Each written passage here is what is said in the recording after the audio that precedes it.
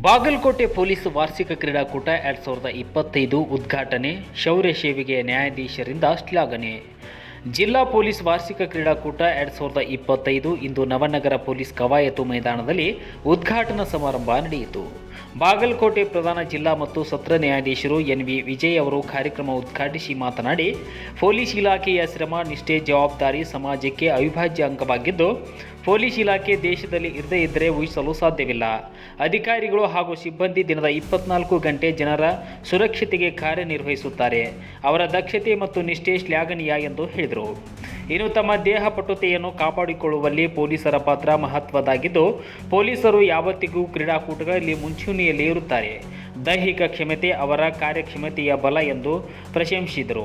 ಇನ್ನು ಈ ಕಾರ್ಯಕ್ರಮದಲ್ಲಿ ಜಿಲ್ಲಾ ಪಂಚಾಯತ್ ಮುಖ್ಯ ಕಾರ್ಯನಿರ್ವಾಹಕ ಅಧಿಕಾರಿ ಶಶಿಧರ್ ಕುರೇರ್, ಉಪ ಅರಣ್ಯ ಸಂರಕ್ಷಣಾಧಿಕಾರಿ ರುಥನ್, ಜಿಲ್ಲಾ ಪೊಲೀಸ್ ವರಿಷ್ಠಾಧಿಕಾರಿ ಸಿದ್ಧಾರ್ಥ್ ಗೋಯಲ್ ಸೇರಿದಂತೆ ಜಿಲ್ಲಾ ಪೊಲೀಸ್ ಅಧಿಕಾರಿಗಳು, ಸಿಬ್ಬಂದಿ ಹಾಜರಿದ್ದರು.